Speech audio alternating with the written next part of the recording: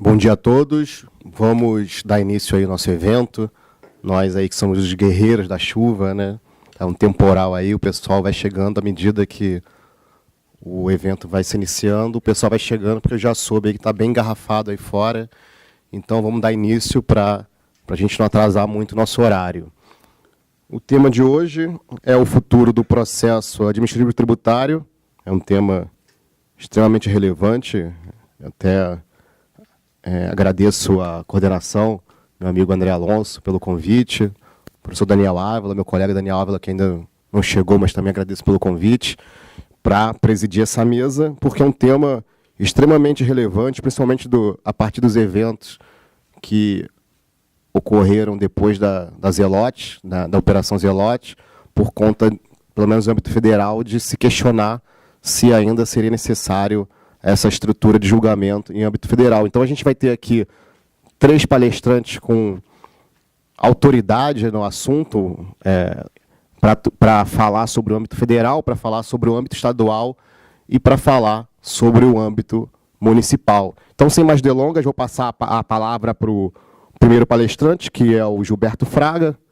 O Dr. Gilberto Fraga é advogado tributarista, sócio de Fraga, Beckman e Cristiano Advogados, conselheiro efetivo da OAB do Rio de Janeiro, vice-presidente da Comissão Especial de Assuntos Tributários, membro do Fórum Permanente de Direito Tributário da Escola da Magistratura do Estado do Rio de Janeiro. Então, doutor Gilberto Fraga, o senhor tem 20 minutos.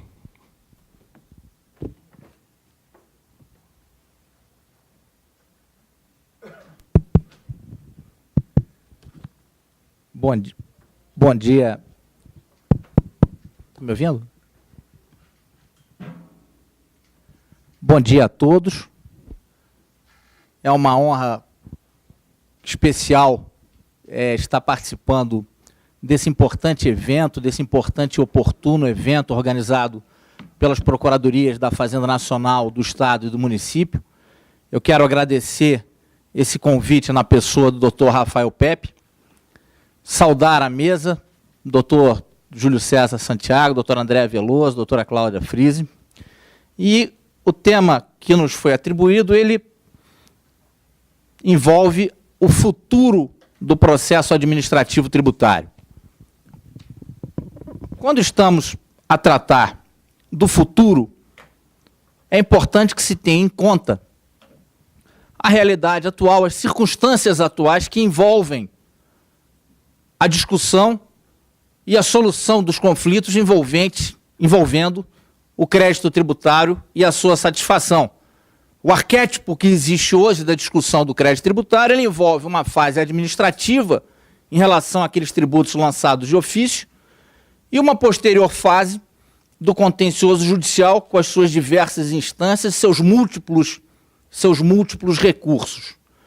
Vivemos, e não é novidade, já de um tempo para cá, um momento de crise, grave crise econômica, com um período de recessão prolongada, em que os contribuintes, até como medida de sobrevivência, vêm se pondo a levar a efeito planejamentos tributários ousados, fazendo uso de teses tributárias.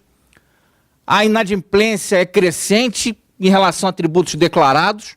Existe um grau enorme de sonegação tributária, que números recentes dão conta que corresponderiam à receita perdida, nesse particular, a quase 10% do PIB de 2018. E, paralelamente a isso, nós temos aí uma morosidade na análise e julgamento desses processos que envolvem essas disputas tributárias, tanto no âmbito administrativo quanto no âmbito judicial. Então, eu trouxe aí alguns dados que traduzem e mostram o quão eloquente é essa morosidade, essa ineficiência do modelo atual no que se refere à satisfação do crédito tributário, quando se tem em conta que no CARF hoje tramitam mais de 120 mil processos, com um valor envolvido total de mais de 600 bilhões de reais. O tempo médio de um processo administrativo vai de 5 a 7 anos, no âmbito federal. No âmbito federal também judicial, 39% dos casos pendentes de julgamento são executivos fiscais e apenas 8% dessas execuções tramitaram em 2007 foram baixadas. tempo médio de uma execução fiscal federal vai de termos de 8 anos, se não houver o contencioso no âmbito de embargos à execução. Se houver, pode chegar até a 16 anos. E aí o tempo total, então, desde a constituição do crédito tributário até a sua satisfação, pode chegar a 23 anos. Foi justamente em razão dessa ineficiência, em razão da demora na satisfação do crédito tributário e do expressivo percentual que representa o contencioso tributário no âmbito das ações judiciais que correm no Brasil, um dos elementos inspiradores para o novo Código de Processo Civil justamente foi a preocupação do legislador em tornar mais efetiva a tutela jurisdicional. Criou-se, então, no âmbito judicial, já com o novo CPC, o modelo de um microsistema de julgamentos repetitivos, de modo a estabilizar a jurisprudência e tornar mais eficaz e mais célere a sua entrega, e, paralelamente, então, de modo a diminuir a litigiosidade em curso, criou-se o que se diz um sistema de justiça multiportas, com a previsão de métodos alternativos de solução de litígio. E aí, então, estamos a falar, como expressamente estampado lá no artigo 3º do Código de Processo, a arbitragem, a mediação, a conciliação e outros métodos que aparecerem desde então e dali para frente. Bom, no âmbito judicial, então, foram criadas essas novas regras, os resultados já se mostram animadores no que se refere à razoável duração do processo, mas no âmbito administrativo, aí nós estamos falando não apenas da União, não apenas do CARF, mas também de mais de 5 mil municípios e 27 entes federados. Quer dizer, não se tem aí, então, uma regra, um arquétipo legal que torne mais célere a tramitação dos julgamentos. Cumulado com isso, como o doutor Júlio falou, ainda tivemos aí a questão da Zelote, e muitos questionaram, então, olha, será que vale a pena continuar com esse tribunal administrativo? Seria a solução, então, extinguir esse contencioso administrativo? A resposta, inevitavelmente, seria negativa, até porque existe uma múltipla função do processo administrativo tributário. E, em primeiro lugar, até como estampado lá dentre os direitos e garantias individuais no artigo 5º da Constituição, incisos 54 e 55, ele é uma cláusula pétrea, que traduz justamente o devido processo legal e é assegurado a todos, no âmbito do processo administrativo, o contraditório e ampla defesa. A própria legitimidade do auto administrativo e a autotutela da própria administração em relação à revisão dos seus próprios atos para uma justa incidência ficaria prejudicada. As condições necessárias para a busca da verdade material, que em última análise é justamente o objetivo principal da atividade administrativa de lançamento, as decisões dos tribunais administrativos em função da qualificação dos seus julgadores é mais técnica e por conta disso estariam mais aptos a examinarem e decidirem as questões tributárias, que em regra geral não são da especialidade, regra geral não existem as turmas especializadas nos tribunais judiciais para analisá-las, e a extinção desses tribunais administrativos, por óbvio, iria então sobrecarregar e abarrotar ainda mais o Poder Judiciário. Então é importante que se tenha, assim, um processo administrativo eficaz, com capacidade técnica, para que se diminua a litigiosidade no âmbito judicial. Eu trouxe um precedente a título de ilustração do Supremo Tribunal Federal, que traduz justamente a essencialidade da existência do processo administrativo, em que se discutiu a validade de uma certidão de dívida ativa nas hipóteses em que o sócio foi incluído originariamente na CDA sem que houvesse participado do processo administrativo e sem que houvesse sido dada a ele a oportunidade, a chance de se defender. Então, daí, razão a mais, e como o próprio Supremo consagrou, a fundamental importância do processo administrativo fiscal. Por que se extinguir se é possível reestruturar? E aí eu trouxe alguns dados ilustrativos também do que vem sendo feito no âmbito federal, no âmbito do CARF, justamente em função de um acervo de mais de 120 mil processos, mais de 600 bilhões em jogo, a necessidade de arrecadação da União Federal, um Estado inchado com direitos que na verdade, não foram estampados na Constituição sem que houvesse uma contraprestação correspectiva. Então, as mudanças que vêm se mostrando eficazes no âmbito do CARF Vamos lá, eles começaram a fazer uma intensificação de julgamento na sistemática de recursos repetitivos. A exemplo do que existe no âmbito judicial. Matérias semelhantes, matérias que são julgadas em bloco. A criação de turmas extraordinárias em que são julgados processos de até 60 salários mínimos. Vejam os senhores como era importante que tivessem esses números técnicos, esses relatórios dos tribunais administrativos, para que sejam racionalizados os julgamentos. Então, criaram-se essas turmas extraordinárias, os julgamentos podem ser virtuais e com investimento em tecnologia e digitação, os processos eletrônicos no âmbito do CARF também tornaram muito mais célere a sua tramitação.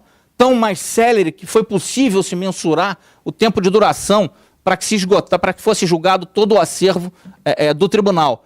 Até a implementação dessas medidas, a perspectiva de prazo que se tinha para julgamento, sem que fossem distribuídos novos processos, seria de 77 anos.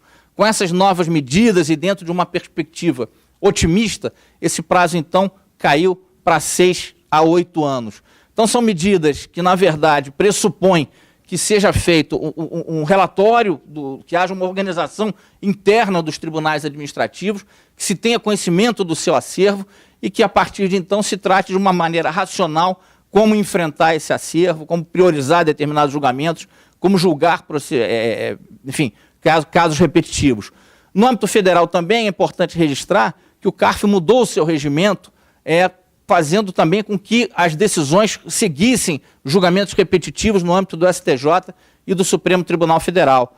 Lá na nossa comissão da OAB, a gente chegou a enviar um ofício para a Secretaria de Fazenda do Estado, pedindo para que essa mesma regra fosse introduzida no âmbito do regimento do Conselho de Contribuintes do Estado. Essa questão ainda está sendo analisada, está sendo avaliada, mas eu acredito que uma mudança de uma regra dessa natureza pode ser eficaz no que se refere ao combate à morosidade do processo e atendimento à cláusula da razoável duração desse processo.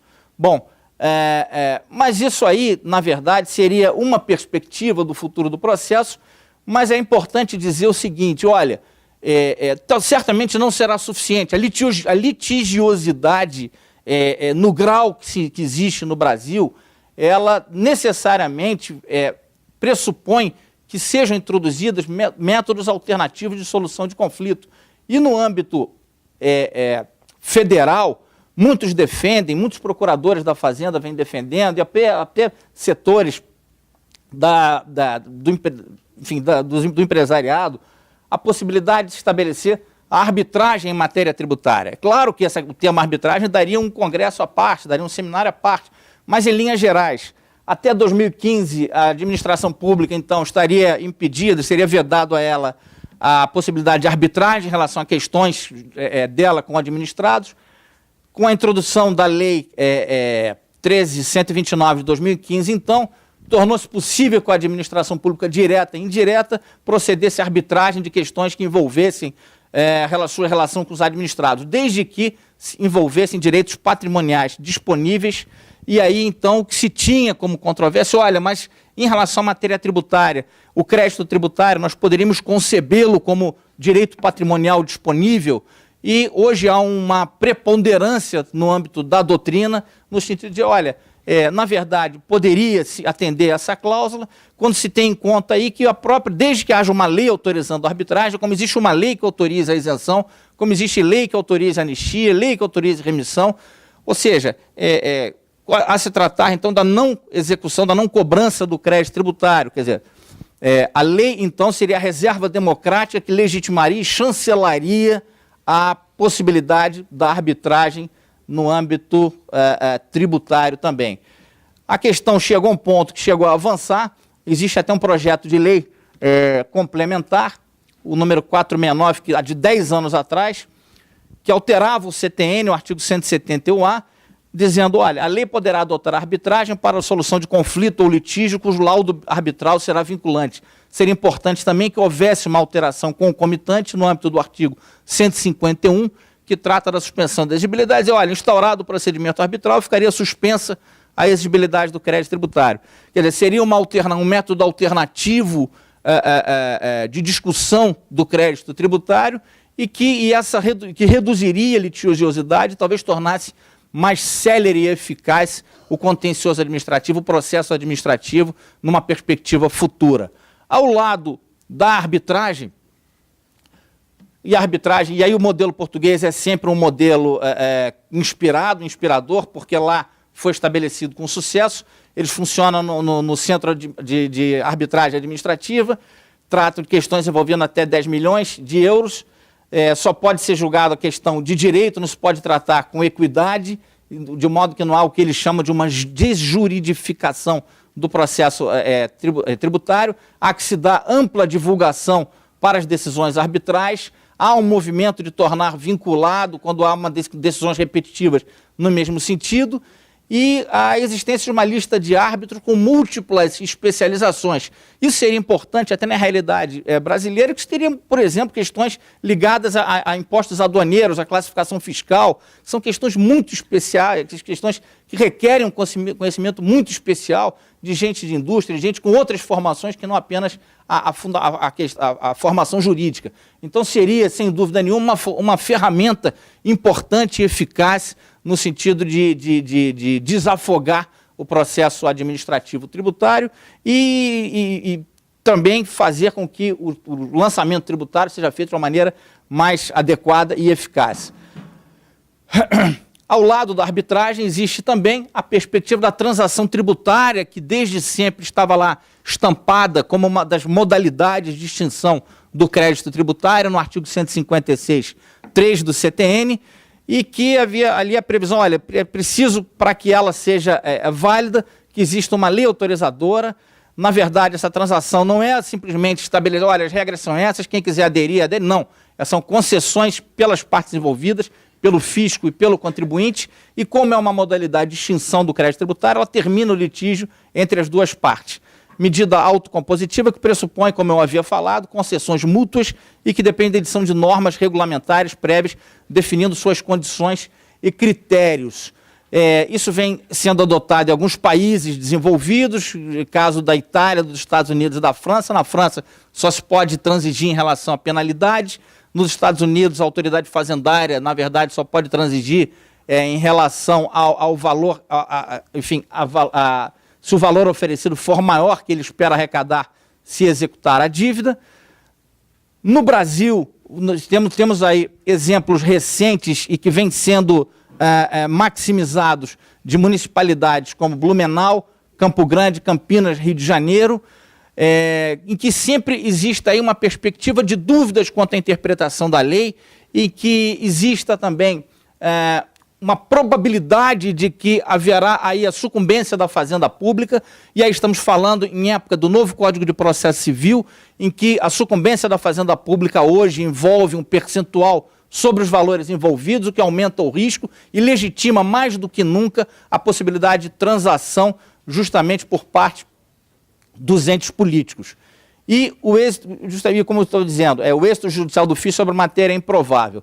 No âmbito federal também existe um processo dormitando desde 2009, ou seja, parado há 10 anos, que trata da Lei Geral sobre a Transação Tributária.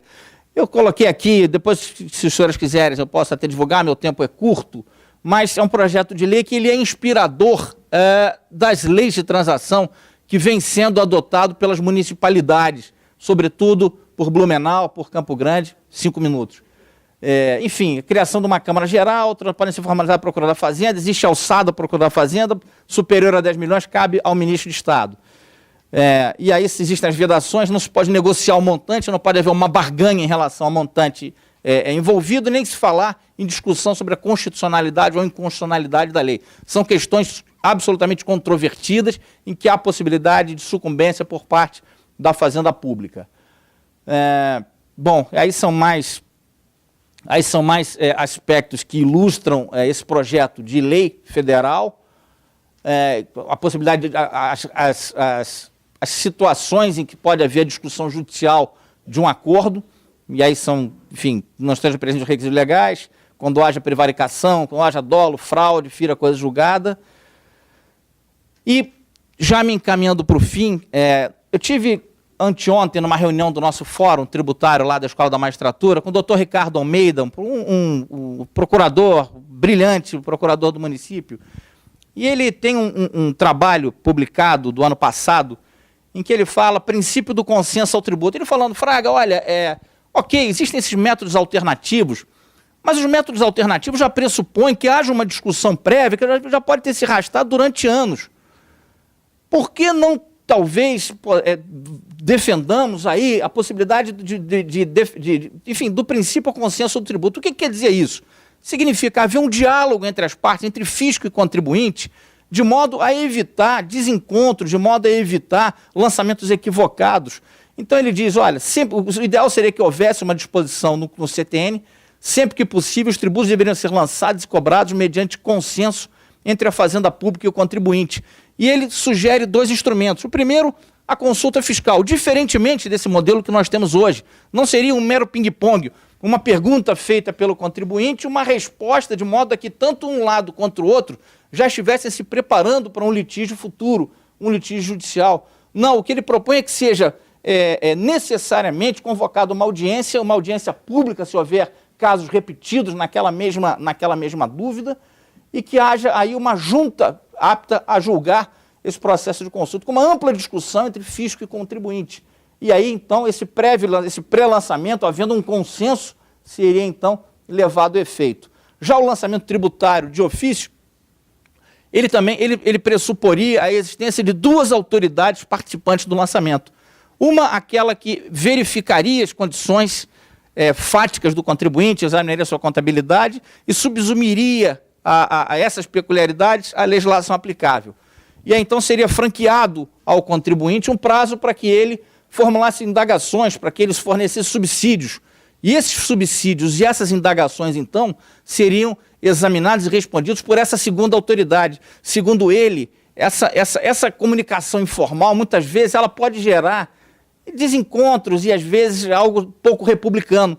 E a existência, então, dessa segunda autoridade que chancelaria o lançamento e franquearia de uma maneira pública e transparente o contato com o contribuinte, tornaria mais adequado e mais transparente e eficaz o lançamento tributário, evitando, então, a litigiosidade daquele crédito tributário.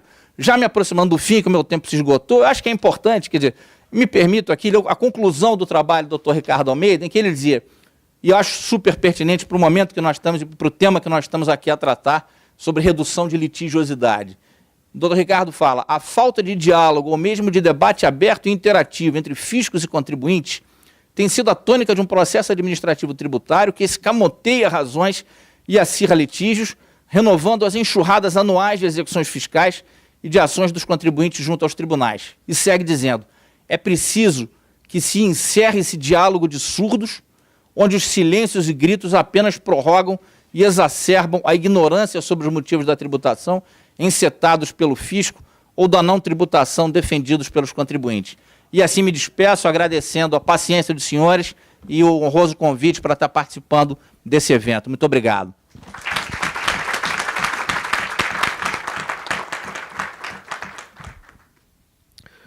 Muito obrigado, doutor Gilberto Fraga. Realmente são diversas questões aí que a gente precisa ainda debater, até para saber se existe um futuro do processo administrativo.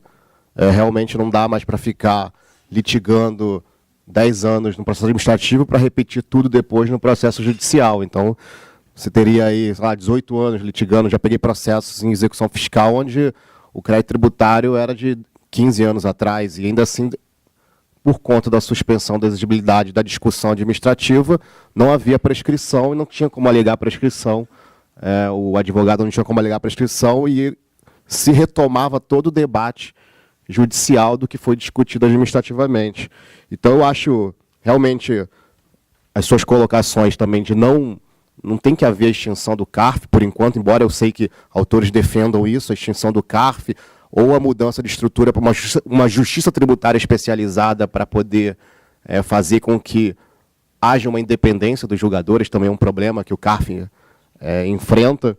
E, quanto à questão da arbitragem, eu só acho que, se não for colocado vamos supor, uma pá de cal, se o contribuinte não criar uma cultura de não litígio, né, vamos arbitrar aqui e resolvemos aqui. O problema vai ser a gente arbitrar e depois ir para o judiciário todo de novo, para poder discutir a arbitragem, né, a nulidade da arbitragem. Então, se se não houver uma mudança de cultura, isso não vai funcionar. Então, dando continuidade ao nosso evento, eu vou passar a palavra à doutora Cláudia Freze, procuradora assessora do Procurador-Geral e representante da Fazenda no Conselho de Contribuintes no Estado do Rio de Janeiro. A doutora Cláudia Freze tem 20 minutos. Ok, eu vou falar lá? De lá? Prefiro. Bota aqui minha apresentação. E o papel ali?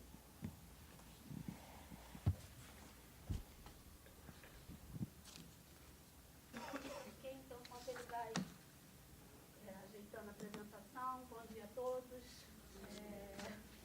Quero agradecer aqui aos meus meninos, meus colegas da Procuradoria, pelo honroso convite de me apresentar aqui hoje. Geralmente eu estou aí do outro lado, assistindo aqui as palestras da PGE. Estou muito feliz de estar aqui, estou na minha casa, né? Acho que vivo falando ali com meus residentes, acho que eu já fico mais tempo aqui do que na minha própria casa. Então, é a minha casa, estou muito orgulhosa de estar aqui. Bem, como o tema, né, o futuro do processo administrativo tributário, nós temos um advogado falando do processo administrativo federal, vamos ter a Andréa falando do processo administrativo na ótica municipal, e aqui me cabe falar do processo, do futuro do processo administrativo, dentro da minha experiência no processo administrativo estadual. Além de procuradora do Estado, eu sou representante da Fazenda no Conselho de Contribuintes do Estado.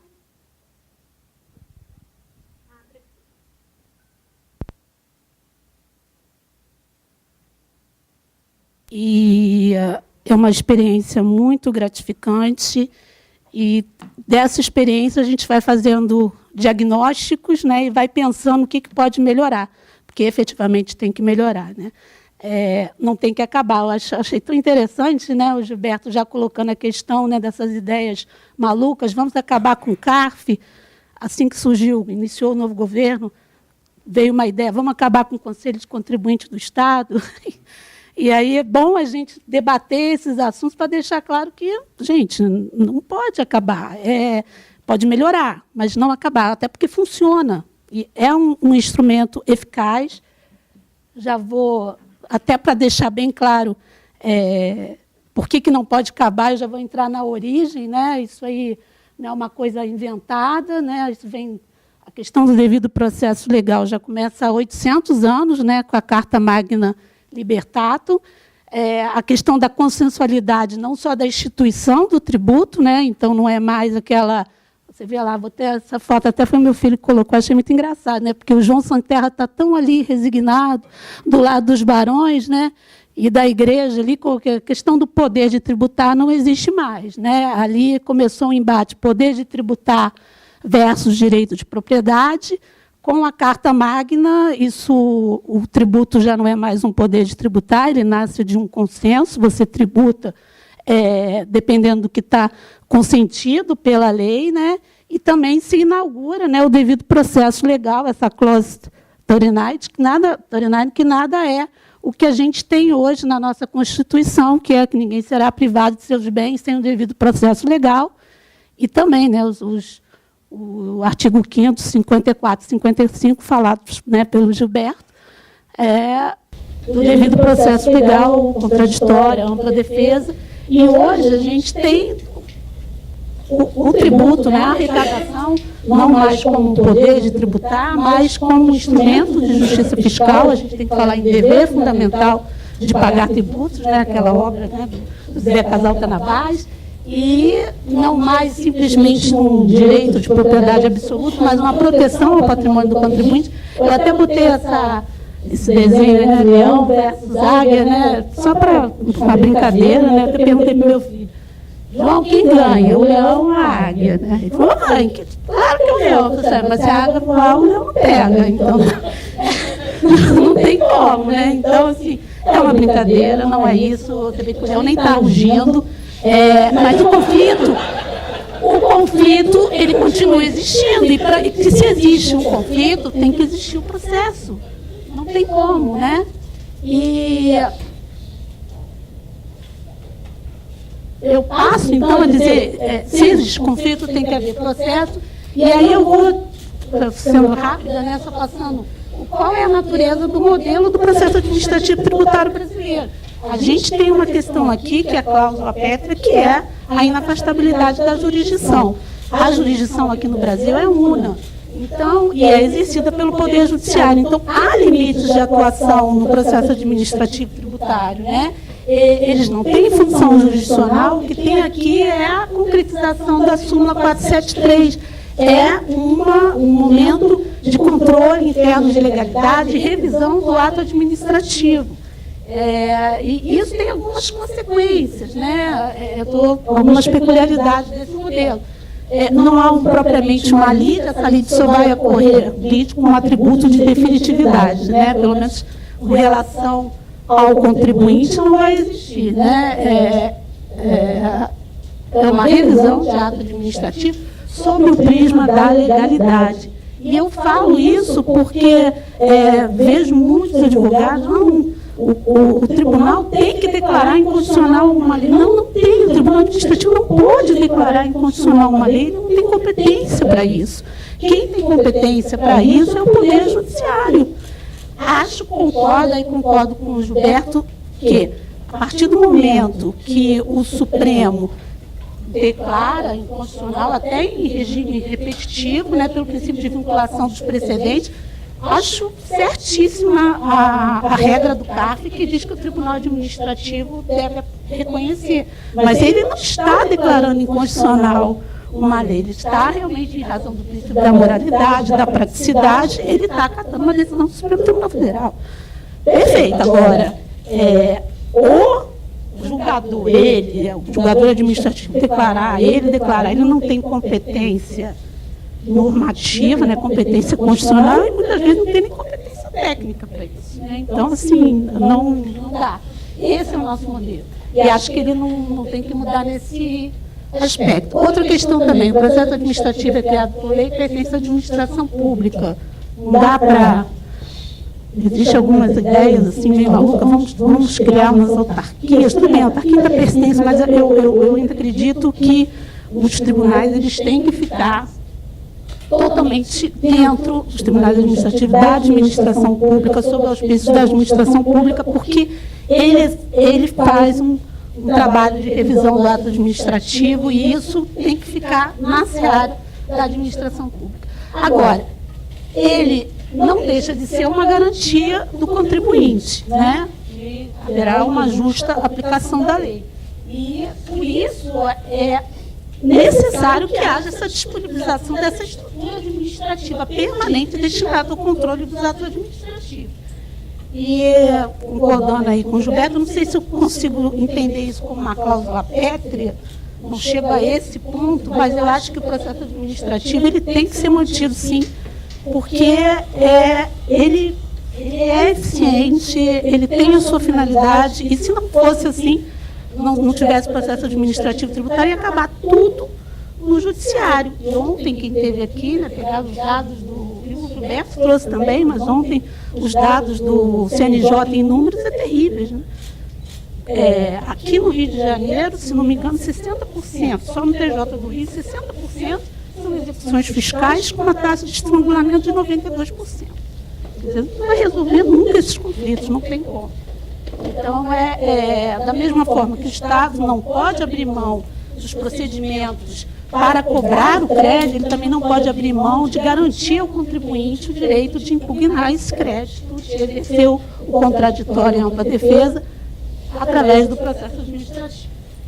E aí eu já entro vai ser bem rápido, o nosso processo administrativo tributário no Estado está regulado por esse decreto-lei 75, mais ou menos na mesma época do decreto-lei lá do processo administrativo federal, né, 72, 75. São 44 anos a legislação. Aqui, mais ou menos, quais são as etapas, que eu devia ter feito um gráficozinho, mas a preguiça é terrível. Mas, assim, inicia com a impugnação, tem a instrução, a fase instrutória, tem uma decisão da Junta de Revisão Fiscal, que é um órgão colegiado composto de 3 julgadores, auditores fiscais. Você tem quando a decisão é desfavorável à Fazenda, você tem a figura do recurso de ofício, E tem também o recurso voluntário do contribuinte ao Conselho, e que será apreciado por uma das 4 câmaras, composta por 4 conselheiros, é um órgão paritário, e nas câmaras também funciona o representante da Fazenda, que atua mais ou menos como custos extras. Essa é a minha atuação lá no Conselho de Contribuinte, uma atuação que eu me orgulho muito. A atuação dos representantes lá não é simplesmente referendar um lançamento. Nós, por muitas vezes, os meus pareceres tocam em assuntos, inclusive, que o contribuinte não tocou numa questão de nulidade, então não tem problema nenhum. É realmente controle da legalidade, então não tenho constrangimento nenhum em opinar pela nulidade de um auto de infração, pela procedência do recurso de ofício, e acho que essa é a tônica dos demais representantes. Bem, aí a gente tem a figura do recurso ao pleno, que também é um órgão paritário. Você tem um recurso que é, no caso de decisão não unânime, decisão divergente da outra Câmara. E nós temos o famigerado recurso hierárquico ao secretário da Fazenda, que é o exclusivo famigerado, mas eu vou defendê-lo, tá? Eu estou falando assim porque é famigerado do ponto de vista dos advogados, odeiam esse recurso, que é exclusivo, né, do representante-geral da Fazenda. A representante-geral da Fazenda é minha colega Vera Lúcia Quirveico.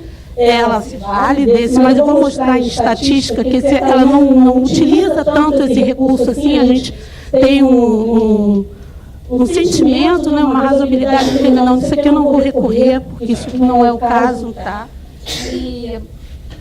Que é no caso de quando a decisão da Câmara, né, ou acordada por 3/4 da composição do Pleno, for desfavorável à Fazenda, ela for contrária à legislação tributária ou à evidência da prova constante no processo.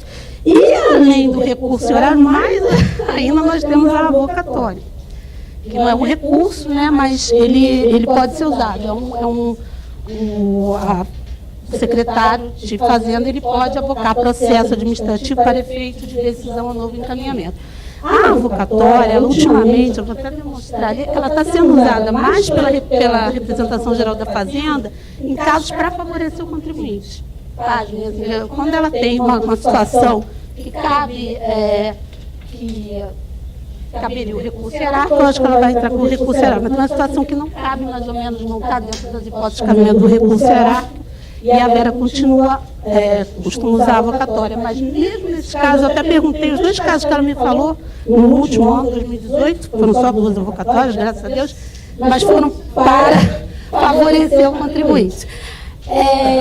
Aí, bem, ontem foi muito, né, PJ, né, CNJ em números, né, o processo em números, aí eu peguei, né, com o Marcos, o presidente do Conselho, alguns dados para vocês, extraídos lá dos relatórios internos da Cefaz, do processo administrativo estadual aqui no Rio de Janeiro. Olha, o tempo médio de impugnação, o tempo médio de julgamento de impugnação na JEF, em 2008 foi 280 dias, né, 288 dias, tempo médio de julgamento de recurso pelas câmaras, 239, dá um tempo médio de tramitação total 793 dias. Muita coisa, está ruim, precisamos melhorar isso. E a gente vai falar lá na frente o que seria importante, né, para diminuir esse tempo, né, um tempo ruim se somado ao tempo que o Gilberto colocou ali na frente, né, 8 anos de julgamento de execução fiscal sem impugnação, imagina quanto tempo que a gente vai estar correndo.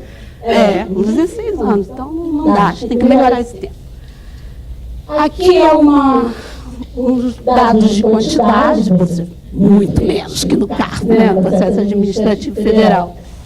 E você vê, ó, a quantidade de recursos hierárquicos, vou pegar só 2018, 76, a avocatória foram só 2, quantidades de recursos julgados pelo Pleno 125 não são muitos, né, recursos da Fazenda, né, porque para o Pleno, tanto a Fazenda quanto o contribuinte pode, quer dizer, recursos da Fazenda, ó, tem muito menos que recurso do contribuinte.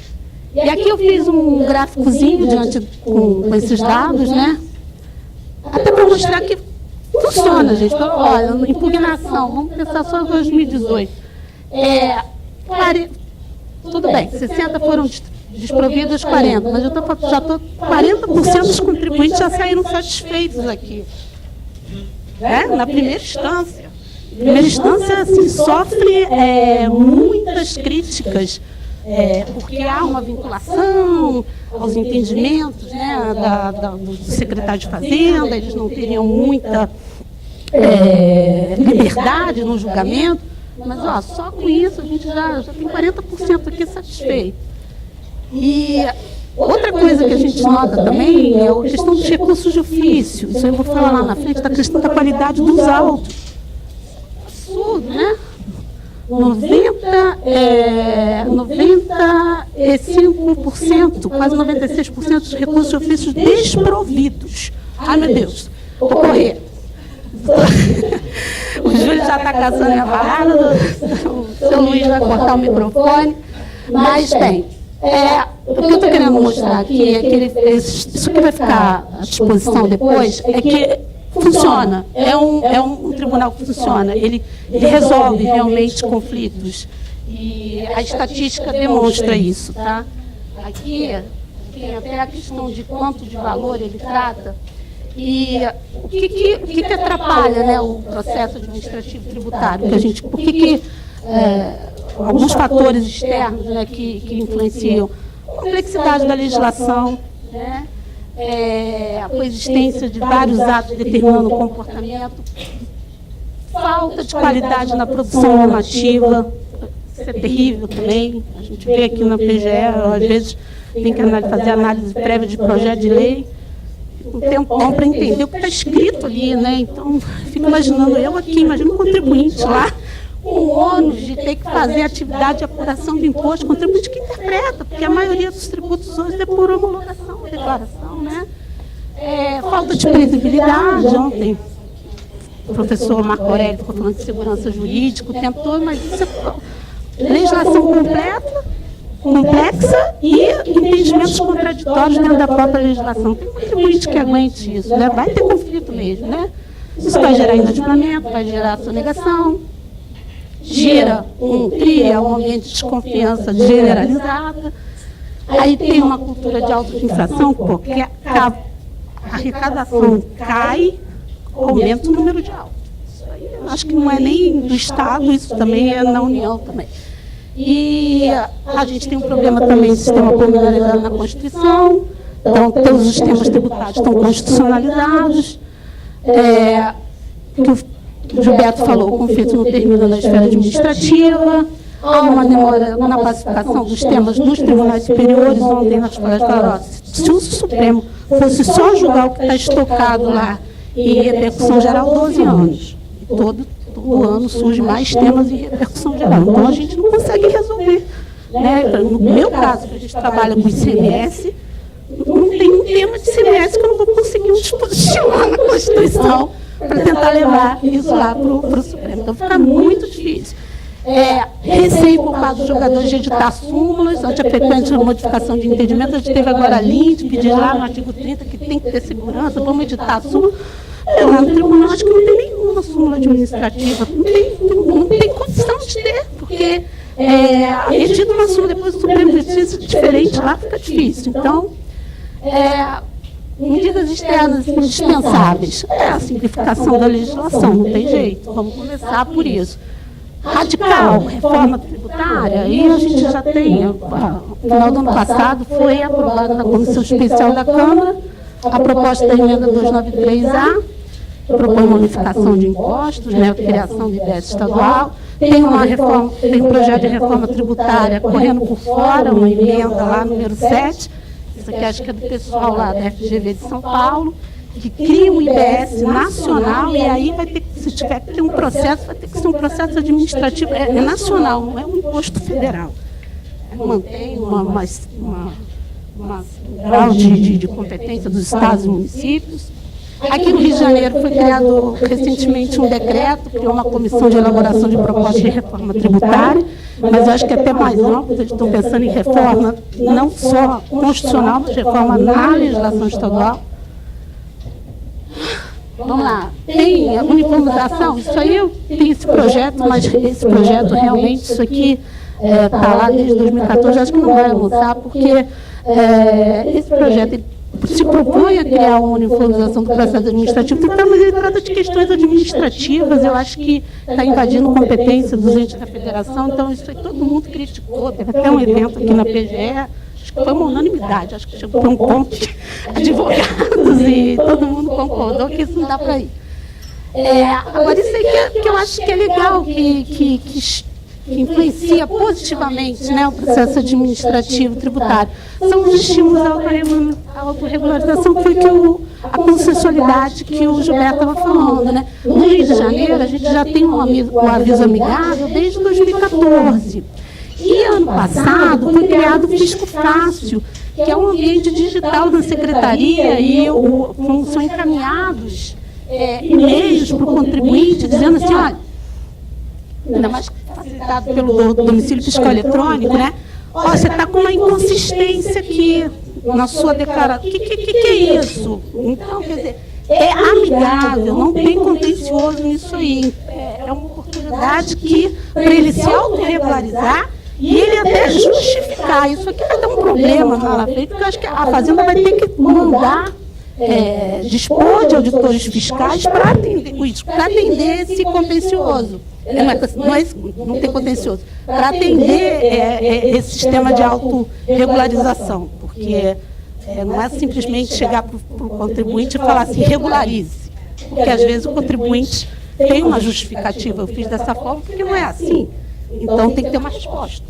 Né? Então, mas isso aqui eu achei excepcional. E já me disseram que depois que isso foi criado, já houve uma diminuição na elaboração de autos.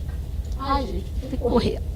Tem o programa Nos Conformes de São Paulo, que eu achei também excepcional, que é assim, ó, contribuinte, se você paga bem, se você cumpre com as suas obrigações tributárias, e você transaciona com também quem está nessa mesma vibe, eu amo vocês. E se eu amo vocês, vocês vão ter, assim, de mim, o melhor dos mundos. Faz um ranking mesmo de contribuinte, e aí esse contribuinte, ele vai ter facilidade no cumprimento das obrigações, ele vai ser dispensado de uma opção de obrigação muito legal, vai poder se creditar, sem ficar pedindo autorização, questão de saldo dos credores. Isso aqui está maravilhoso, isso é uma coisa que eu acho que tem que ser replicada no Rio de Janeiro. Foi implementado no ano passado em São Paulo.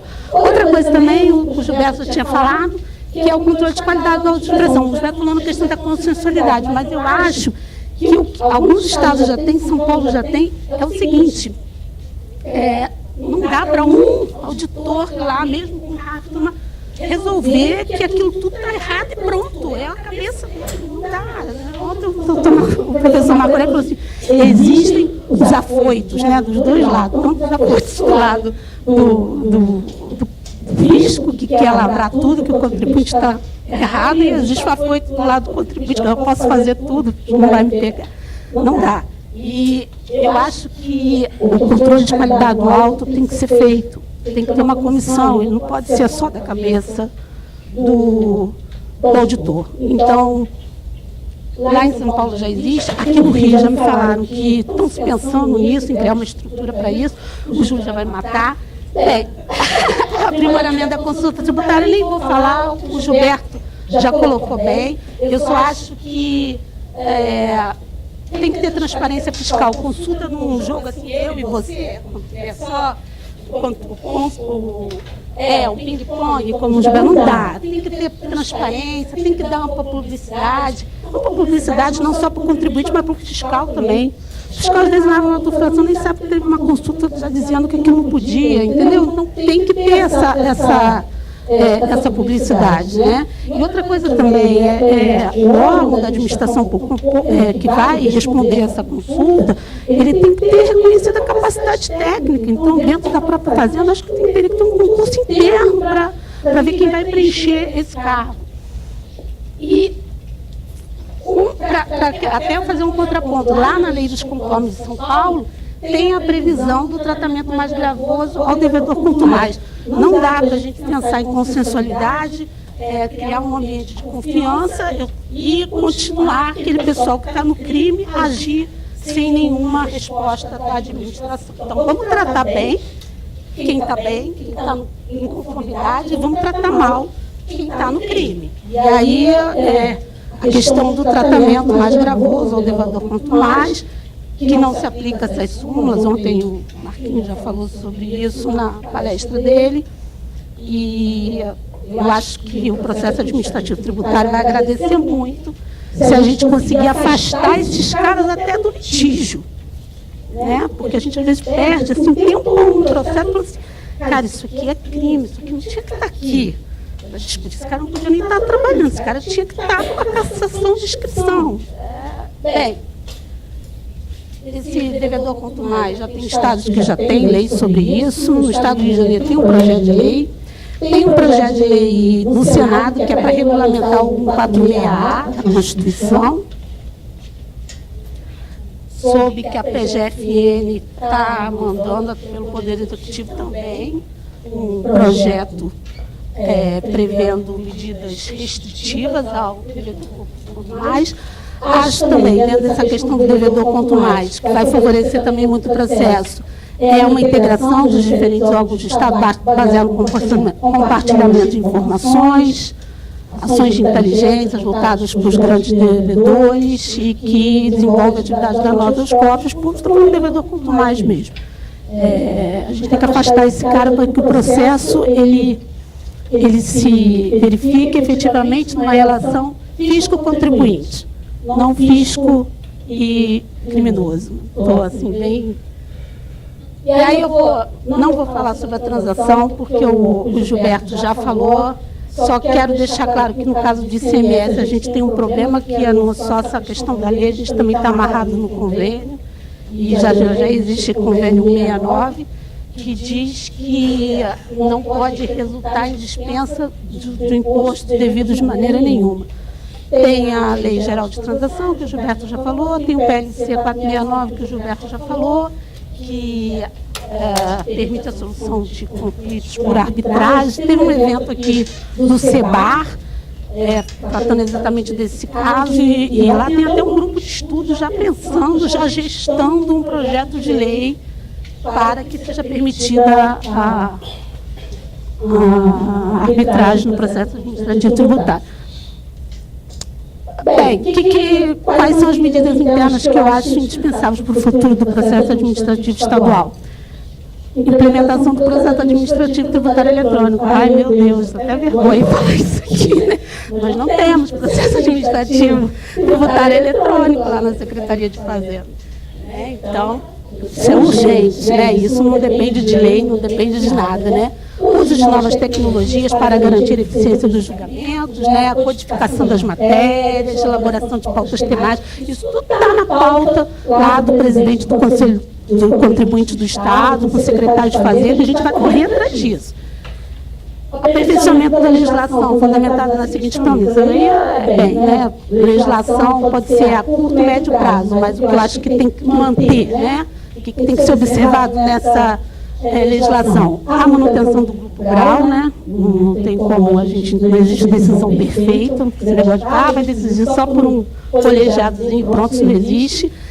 Restrição ao recurso de ofício, eu acho que ele pode até existir, mas tem que ter valor de alçada, não pode ser para tudo. A gente já demonstrou que a maioria dos recursos de ofício são desprovidos, então, ou restrição em razão da matéria, ITB, coisas assim, de pouco de pressão econômica e tal.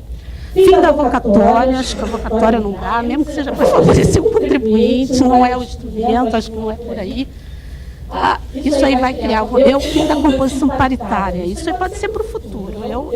Eu acho que tem que ser preenchimento de vagas por julgadores mediante concurso público. Eu acho que essa composição paritária, apesar dela favorecer o diálogo e o debate, ela propicia alguns desvios, pode propiciar alguns desvios, né? Balcão de interesse e tudo mais, e então acho que o jeito mais razoável, a meu ver, é o concurso público. O professor Ricardo Lobo nos falou isso, peguei um livro dele, sabe, 1990 e pouco, ele já defendia isso, e eu encampo a ideia.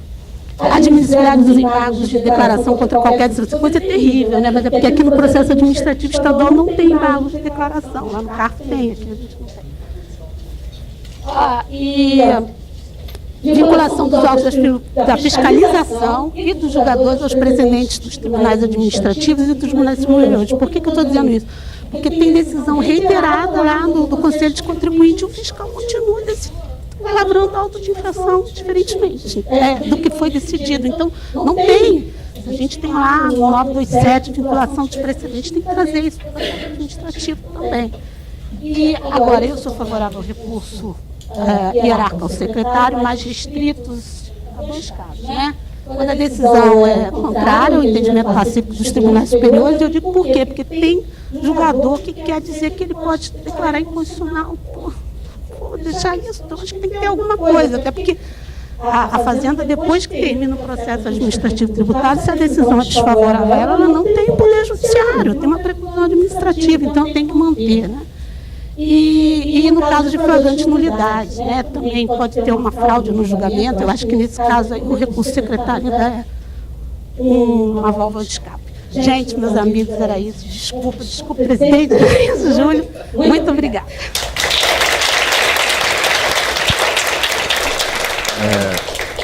Obrigado, doutora Cláudia. Realmente foram muitos pontos importantes.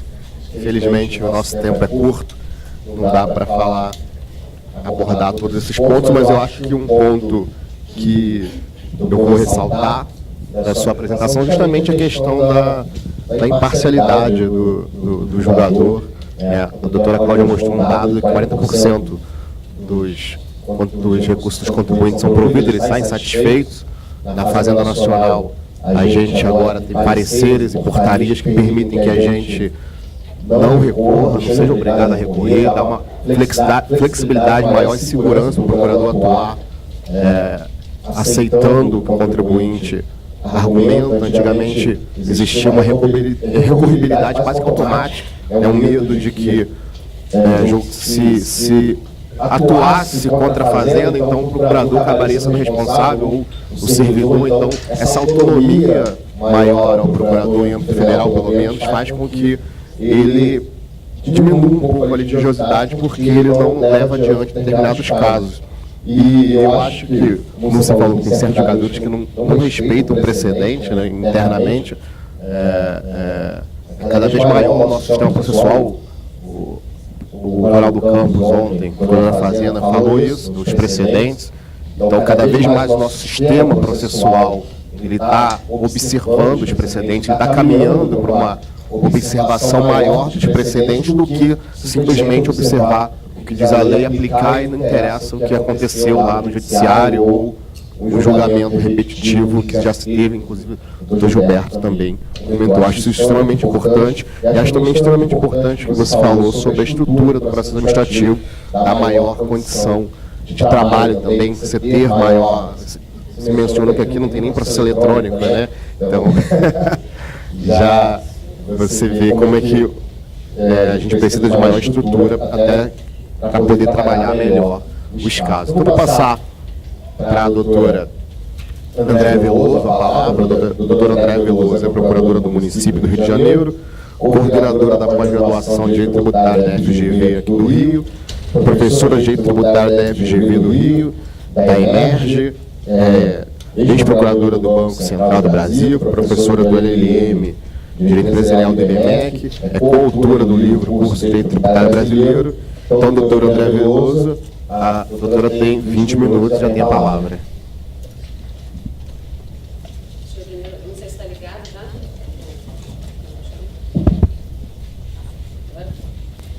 Não acendeu aqui. Foi. Bem, bom dia a todos. Em primeiro lugar, eu gostaria de agradecer o convite de participar desse congresso, que eu acho que é extremamente relevante, né, para discutir a advocacia pública, né, as dificuldades e os desafios da advocacia pública. E eu gostaria de agradecer especialmente esse convite de eu participar desse painel, né, a coordenação acadêmica, especialmente na pessoa da minha colega, doutora Fernanda de Paula, que me honrou com esse convite. E eu gostaria de destacar que, na minha fala, eu resolvi me fixar em um determinado ponto, em um ponto específico, né? Depois das apresentações, né, que me antecederam, que deram um painel geral, né, das dificuldades, dos desafios, das principais promessas, né, envolvendo o processo administrativo tributário, eu resolvi escolher, dentro da minha experiência, eu sou procuradora do município do Rio de Janeiro, atualmente eu estou lotada no contencioso tributário, mas eu passei 6 anos funcionando junto com a Secretaria Municipal de Fazenda. Eu trabalhei na consultoria da Secretaria Municipal de Fazenda. E eu sou conselheira, não sei se é a conselheira, do Conselho de Contribuintes do município do Rio de Janeiro. Eu sou representante da Fazenda. Né? A sistemática aqui do nosso Conselho de Contribuintes é muito diferente da do Estado. Né? Nós temos, só para os senhores terem uma ideia, nós temos uma Câmara única, onde nós temos 8 conselheiros. Então, são 4 conselheiros representantes da Fazenda e 4 conselheiros que são representantes dos contribuintes. E eu sou uma das conselheiras representantes da Fazenda. E aqui no município do Rio de Janeiro, a Procuradoria ela não funciona necessariamente junto ao Conselho de Contribuintes. Né? Nós não temos, à semelhança do Estado, um representante da Fazenda que, eventualmente, vai funcionar como custos legis. No Conselho de Contribuintes do município do Rio de Janeiro, eventualmente, alguns procuradores são representantes da Fazenda e funcionam como conselheiros, que é o meu caso. Né? Atualmente, nós temos, salvo engano, 2 procuradores que, eventualmente, funcionam, seja como titulares, seja como suplentes, como julgadores. Né? Nós não temos um procurador que possa funcionar com uma função externa, o que eu acho, pessoalmente, que é uma pena, porque eu acho que a função da Procuradoria como custos legis seria extremamente relevante. Mas é uma sistemática muito própria em razão das dificuldades do município do Rio de Janeiro, né, de se estruturar o Conselho de Contribuintes. Por isso, né, eu, trazendo, né, dentro da minha experiência, eu resolvi me focar num único ponto. Eu gostaria de analisar o princípio da razoável duração do processo. Essa é uma dos grandes desafios, a meu ver, do processo administrativo tributário atual, seja de que nível for. Mas, para os municípios, eu diria que é uma questão ainda mais complexa do que talvez seja para a União, com toda a estrutura do CARF, e para os estados. Tá? Então, eu gostaria só de relembrar, né, o princípio da razoável duração de processo. Ele foi introduzido como princípio constitucional pela Emenda Constitucional 45 de 2004, e ele hoje está lá no artigo 5º, inciso 78, da Constituição Federal. E ele diz o seguinte: é assegurado a todos, no âmbito judicial e administrativo, a razoável duração do processo e os meios que garantam a celeridade de sua tramitação. O princípio constitucional, ele não explicita qual seja a razoável duração do processo, até porque seria impossível. Né? Ele se aplica tanto à esfera administrativa quanto à judicial, que são 2 realidades completamente distintas.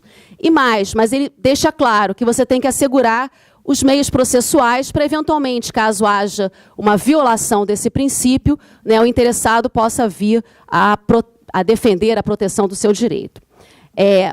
Esse artigo, e até vendo a exposição da doutora Cláudia, né, ela é uma grande dificuldade, pelo menos no âmbito administrativo, no judicial também, mas no âmbito administrativo, de você fixar uma norma geral, de você ter uma regulamentação que pudesse ser nacional, que regulamentasse para todo o país qual seria essa razoável duração do processo administrativo tributário. Primeiramente, porque eu acho que esbarra na própria competência tributária dos entes federativos, tá? Dentro da sua competência de regulamentar os seus processos administrativos tributários, mas não só isso, mas em razão também da realidade das diversas administrações fazendárias.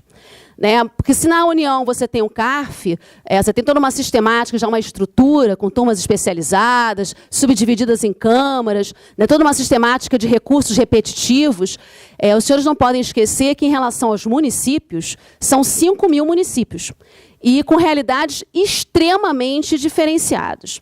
Eu já tive a oportunidade de trabalhar num projeto do Ministério das Cidades, onde a gente prestava assessoria, dava palestras a diversos municípios do país para a elaboração das suas legislações e para a criação de processos administrativos tributários. Tem municípios que não são nem municípios, são municípios de médio porte, do Norte e Nordeste, que sequer têm lei cobrando ITBI, por exemplo, que não tem lei instituindo ISS. Ou seja, como é que você vai poder uniformizar e fixar uma regra geral no país inteiro de razoável duração do processo administrativo tributário? Aqui no município do Rio de Janeiro, que é um município grande, né, que é uma capital, que é estruturada, tanto a PGM quanto a Fazenda, nós temos simplesmente a primeira instância, temos a segunda instância com o conselho de contribuinte de uma Câmara, e nós temos um recurso especial ao secretário de Fazenda, que é aberto aos dois lados, né, ao contrário do Estado, tanto o contribuinte pode interpor quanto o particular, quanto a Fazenda, o representante da Fazenda. Mas é uma sistemática que não existe nos demais municípios. Tem municípios do interior de São Paulo que sequer têm conselhos de contribuintes, não tem órgão colegiado, nem paritário, ou qualquer tipo de órgão colegiado. Você não tem tribunal administrativo. Tem municípios que você tem a primeira instância e o recurso é direto ao secretário de Fazenda. Então, é uma realidade completamente distinta e muito diferenciada, o que torna impossível você regulamentar o que seja a razoável duração do processo. O que eu digo, acho que é um grande desafio. Na área federal, eu tenho um regramento básico, que foi lá, está esculpido no artigo 24 da Lei 11.457 de 2007, artigo 24 da Lei 11.457 de 2007, que estabeleceu como regra que as decisões administrativas devem ser proferidas em até 360 dias do protocolo de cada impugnação, de cada defesa, de cada recurso. Quando veio essa lei em 2007, vocês vejam que, na verdade, ele não está dizendo que 360 dias é para a duração total do processo administrativo. É 360 dias para o julgamento de cada manifestação, de cada impugnação, de cada protocolo, de cada recurso, de cada defesa. Quando veio essa legislação, lá em 2007, combinado, né, com o princípio lá constitucional, a doutrina começou a discutir muito qual seria a eficácia dessas normas. Porque tanto a Constituição quanto essa lei, elas não prevêem uma sanção expressa. O que poderia tornar esses prazos como se fossem recursos impróprios. Eu não tenho uma sanção. Qual é a consequência desses 360 dias não serem observados?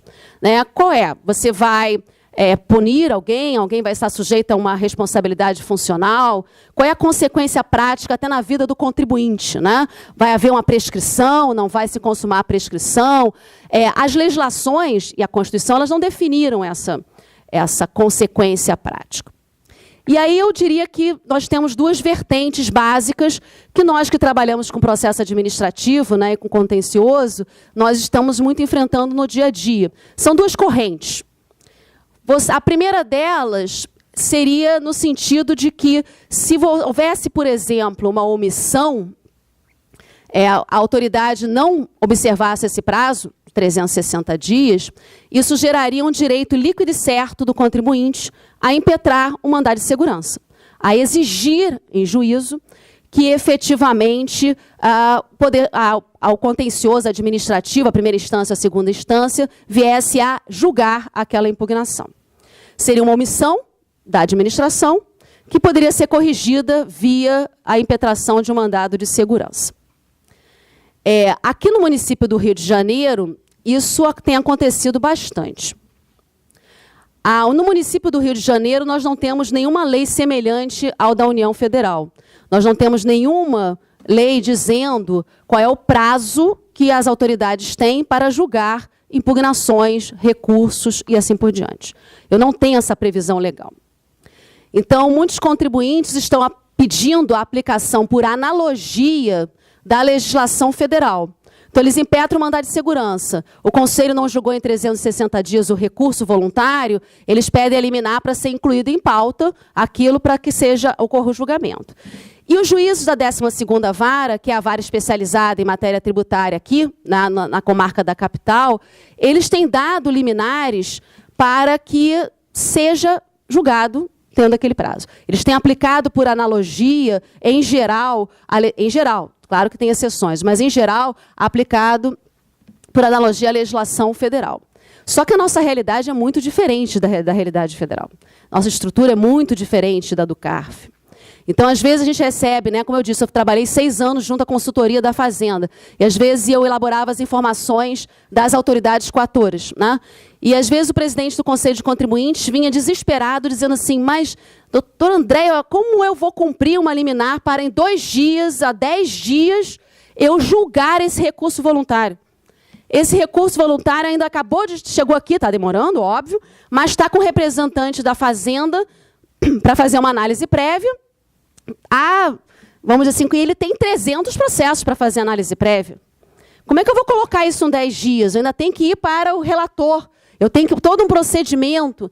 Então, o que acontece? Na hora em que o ente não se autolimita, ele não prevê o que ele considera dentro das suas especificidades, o que seja razoável a duração do processo, ele acaba ficando sujeito a essa possibilidade de aplicação por analogia.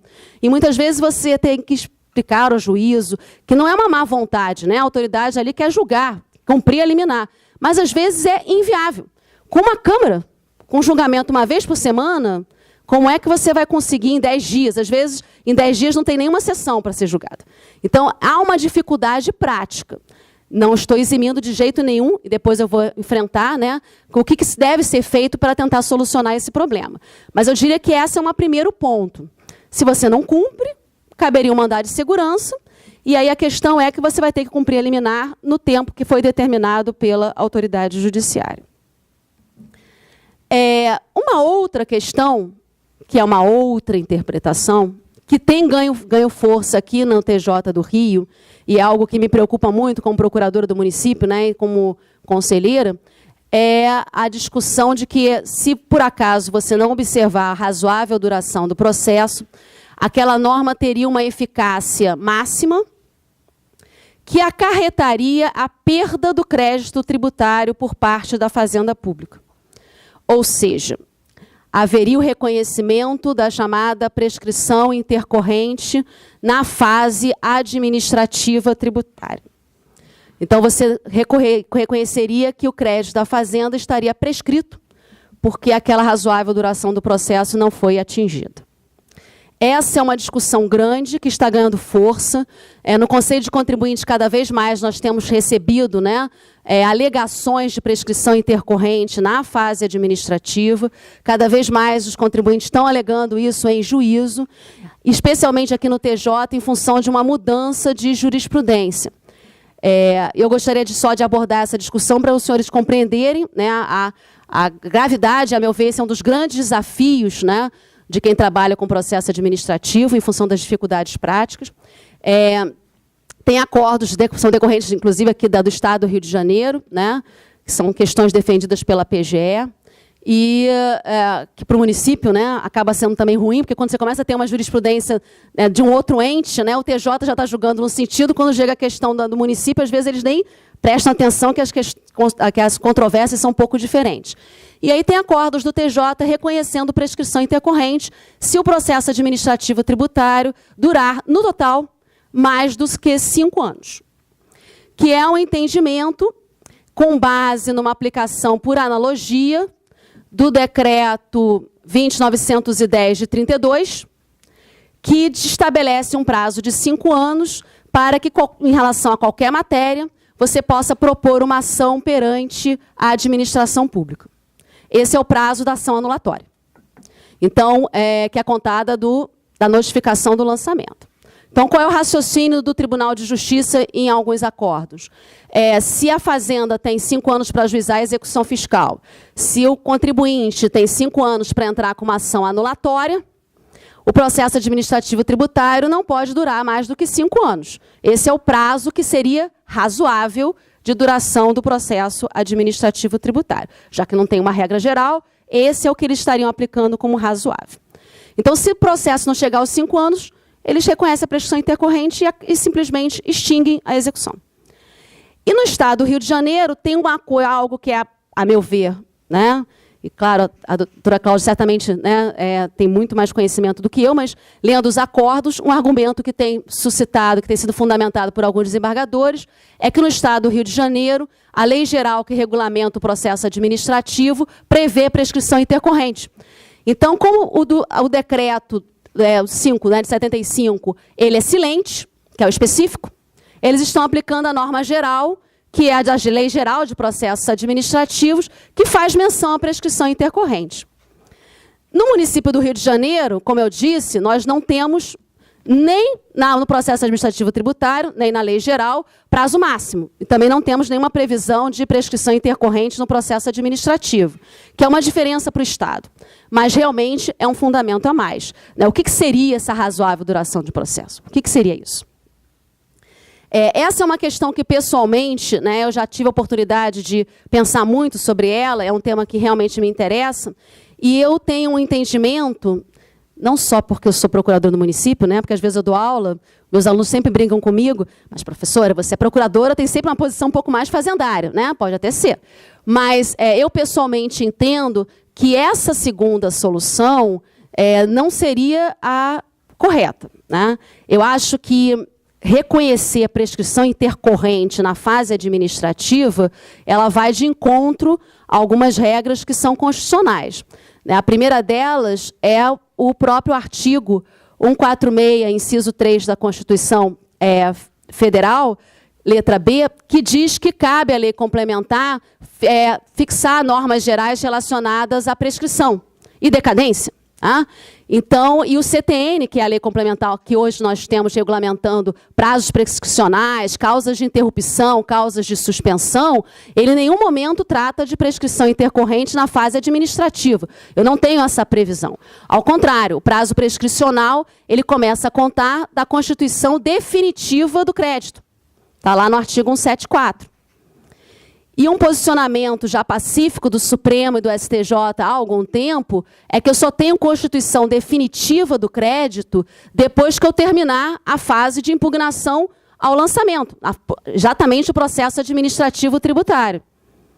A questão, inclusive, foi sumulada recentemente. O STJ reiterou esse posicionamento recentemente através da súmula 622. Ele novamente reafirmou o entendimento que você tem que terminar o processo administrativo tributário, você tem que novamente dar uma possibilidade ao sujeito passivo de pagar o tributo de acordo com o que foi decidido, abrir um prazo de vencimento, e o prazo prescricional só começaria a contar após, no dia seguinte, a esse novo vencimento. Então, essa tese do Supremo, do STJ, foi reafirmada. Então, eu acho incompatível com a ideia de uma prescrição intercorrente no processo administrativo tributário. Um outro argumento, só para vocês pensarem, para nós termos aqui uma discussão, só para lançar esse raciocínio, porque essa é uma discussão que a gente tem muito, é porque o decreto 20.910/32, que trata do prazo para você entrar com uma ação anulatória, ele não condiciona a propositura da ação anulatória ao fim da fase administrativa. Então, se você tem um contribuinte que está lá discutindo na fase administrativa 2, 3, 4, 5 anos, nada impede que ele vá direto para o Poder Judiciário. Nada impede que, a qualquer momento, ele ingresse com uma ação anulatória. Que ele possa impetrar um mandado de segurança para obrigar a Fazenda a julgar. Então, ele tem os meios processuais adequados, se ele quiser, de eventualmente não ficar lá esperando 50, 60 meses, ficar 2, 3, 4, 5 anos esperando o julgamento do processo administrativo tributário. Em algumas áreas eu tenho um condicionante, aqui eu não tenho, eu posso ir direto para a fase judicial. E um outro argumento que eu vejo muito, até nas discussões que eu tenho com meus alunos na FGV, diz assim, professora, mas é um absurdo demorar 10 anos porque os juros estão correndo. Sim, sem sombra de dúvida, estão correndo. Mas, porque está suspensa a exigibilidade do crédito, mas não a fruição dos acréscimos moratórios. Mas, se você for direto para o Poder Judiciário, também os juros vão estar correndo. A solução, tanto na fase administrativa quanto na fase judicial, se você não quer que corram que tenha a fruição que incidam os acréscimos moratórios, é você efetivar um depósito integral. Essa é a forma que você está 100% garantido. Mas isso tanto se aplica à fase administrativa quanto à fase judicial. Tá certo? Então, eu não vejo esse como um argumento tão forte, mas é um argumento que você vê muito nos acordos, que você vê muito discutido na fase administrativa junto ao Conselho de Contribuintes. A verdade é que a questão da razoável duração do processo, a consequência prática, isso vai ter que ser dirimida pelo Supremo Tribunal Federal, porque o princípio é constitucional, os artigos são constitucionais, e uma hora a questão vai chegar ao Supremo. Mas isso não quer dizer em absoluto, e essa é a minha opinião pessoal, que mesmo que não haja prescrição intercorrente, e isso é algo que eu falo muito no Conselho de Contribuintes, né, que eu tento sempre conversando com os fiscais, né, e com os subsecretários, tentar refletir sobre o ponto, é que mesmo que você não reconheça a prescrição intercorrente, isso não quer dizer que seja razoável um processo administrativo tributário durar 10, 20 anos. Semana passada eu estive no Conselho de Contribuintes e nós estávamos julgando um recurso voluntário que estava em andamento, o processo administrativo, há 20 anos. Como é que você vai atender os interesses em jogo depois de 20 anos? Isso porque ainda vai para o judiciário, não tenha dúvida nenhuma. Isso porque a decisão ainda foi por maioria, eu fui vencida. Então, meu voto foi favorável ao contribuinte. Então, ele ainda vai ter recurso ao secretário de Fazenda. Então, ainda vai demorar mais algum tempo esse processo administrativo tributário. Isso não atende, não é só a questão da razoável duração do processo, princípios também que foram mencionados aqui, né, verdade material, que é um princípio relevante do processo administrativo tributário, e essa era a discussão do Conselho. Como é que a gente vai saber quais eram os documentos? Porque era uma discussão de ISS. Então, havia uma discussão se ele tinha apresentado documentação, o lançamento foi por arbitramento. Como é que você vai analisar? Os documentos não existem mais há 20 anos atrás. O fiscal que foi o autuante já se aposentou. Ele não tem nem como você perguntar, né, uma interpretação autêntica, o que ele leu, o que ele achou. Não tem como. Ou seja, o contribuinte diz, eu não tenho como apresentar o que aconteceu, os contratos que eu fiz há 20 anos atrás. Isso é inviável. Então, isso não atende, né, a meu ver, não só a razoável duração do processo, qualquer que seja o parâmetro, mas também não atende a princípios como a verdade material, a busca da verdade material, não atende também aos interesses das duas partes. Não é só do sujeito passivo, é da Fazenda. Porque ela tem um crédito, enquanto o processo está durando lá 20 anos, ela não pode escrever nem pode ajuizar aquele crédito. Está suspensa a exigibilidade. E, às vezes, o crédito é bom, é ótimo. E aquilo está se perdurando no tempo. Então, eu acho que tem que chegar a uma solução. No município do Rio, já terminando, né, já sei que já passei do tempo, eu só gostaria de trazer uma experiência prática. Nós estamos há anos-luz em atraso, né? Se é que eu posso dizer isso. No município do Rio de Janeiro, nós não temos nenhuma sistemática de recursos repetitivos, né? Assim, de julgamentos concentralizados, tentando dar uma decisão única para mesmos temas, a sistemática de recursos repetitivos. Nós não temos turmas especializadas. Como eu disse, estou repetindo isso porque eu acho isso um absurdo, né? Com todo respeito, o município do Rio de Janeiro tem uma Câmara só, eu acho incongruente. Nós não temos turmas especializadas, não temos sessões, nós não temos, na realidade, temos o plenário só, né? Então, acho que a Fazenda, a administração fazendária, ela precisa se estruturar. O nosso processo administrativo tributário, eu tive a oportunidade de participar dessa modificação, vai com algo muito tímido ser alterado. Nós vamos começar dentro de algo que a doutora Cláudia mencionou, que é a questão de você vincular os fiscais. Esse é um problema sério que nós enfrentamos também. O Conselho de Contribuintes tem decidido uma forma e os fiscais continuam autuando, porque eles acham que eles não são vinculados, que eles são autônomos, independentes. A Fazenda, a Procuradoria faz um parecer, os fiscais descumprem, porque o parecer não é normativo. Então, a gente tem uma mudança de cultura que é necessária. E aí, o que acontece? Vai sair uma alteração do nosso processo administrativo tributário, que é um decreto, que é o decreto 14.602 de 96. Ele regulamenta o Código Tributário Municipal, houve uma delegação. Então, o nosso PAT é o decreto 14.602. Vai sair um decreto alterando para minimamente vincular os fiscais, né? Ou seja, em causas como já tem decisões do Supremo, decisões do STJ em recursos repetitivos, pareceres da Procuradoria, quando tem enunciados, quando os pareceres são normativos, que eu acho que é uma redundância, mas assim, que você tem que observar, que você tem que cumprir, porque para tentar, de uma certa fórmula, aumentar, acelerar esse processo. Diminuir o número de recursos de ofício, recursos do representante da Fazenda ao secretário, tem matérias que já estão definidas no STJ. Só para vocês terem uma ideia, o meu voto vencido foi com base num recurso repetitivo no STJ. E a maioria do Conselho de Contribuintes manteve o auto. Recurso repetitivo. Então, assim, claro, é uma questão que, como procurador, ele vai para a justiça e ele vai ganhar, se duvidar, por exceção de pré-executividade numa execução fiscal. E com a condenação em honorários, né, como o doutor Gilberto destacou, é uma preocupação que tem que se ter, mas que a Fazenda não tem, a administração tributária não tem isso. Fica uma coisa meio assim, isso é problema da Procuradoria, não é problema dos fiscais que autuam. Por isso, controle de autuação é uma coisa importante, de sucesso do auto de infração, produtividade, essas são todas coisas que eu acho que são relevantes e que nós não temos. Mas, assim, de uma forma muito tímida, vai ter uma alteração, pelo menos para vinculação de precedentes, né, que já existam dos tribunais. Mas eu acho que ainda está no início. A Fazenda do Rio também vai ter o processo administrativo digitalizado, né? Eu diria que eu fiquei contente de saber que nós estamos, pelo menos nisso, em alguma coisa, eu acho que a gente está, talvez um pouquinho na frente, porque já foi licitado, o processo já existe, né? Já houve treinamento, mas está longe de ser efetivado, né? Vai começar pelo IPTU, que é um mundo, então talvez daqui a uns 10 anos chegue no Conselho de Contribuintes, mas é um processo, pelo menos começou, né? A gente já está começando, as novas ações, novas impugnações vão começar a ser digitalizadas no IPTU. Para quem sabe, daqui a algum tempo, a gente tem um processo maior de duração. E, para acabar, eu só queria destacar que falta também a questão dos relatórios, né? Eu adoraria ter podido trazer para vocês um gráfico lindo, né? Pelo menos explicitando qual é vamos dizer assim, o que é razoável, qual é o acervo que nós temos no Conselho de Contribuintes, qual é o prazo médio de duração.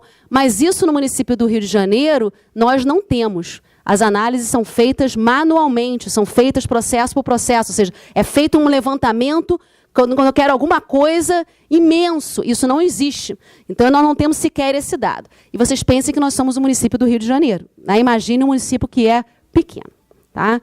Então, essas eu sei que eu já passei do tempo, agradeço a atenção dos senhores, né? Agradeço novamente o convite e muito obrigado.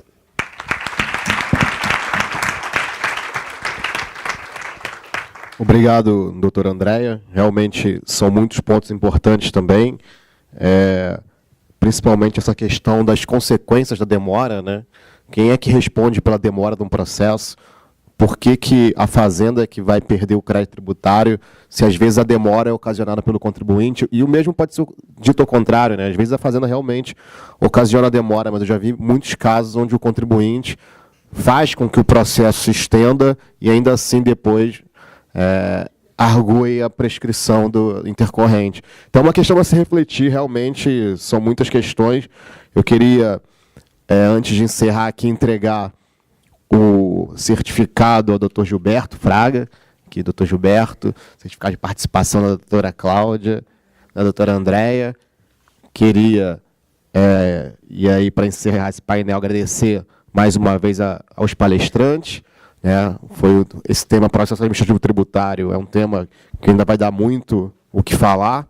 Queria agradecer à coordenação científica, ao procurador do Estado, André Serra Alonso, foi meu colega na Procuradoria da Fazenda, atuamos juntos aí na Fazenda, e agora ele está aqui na PGE.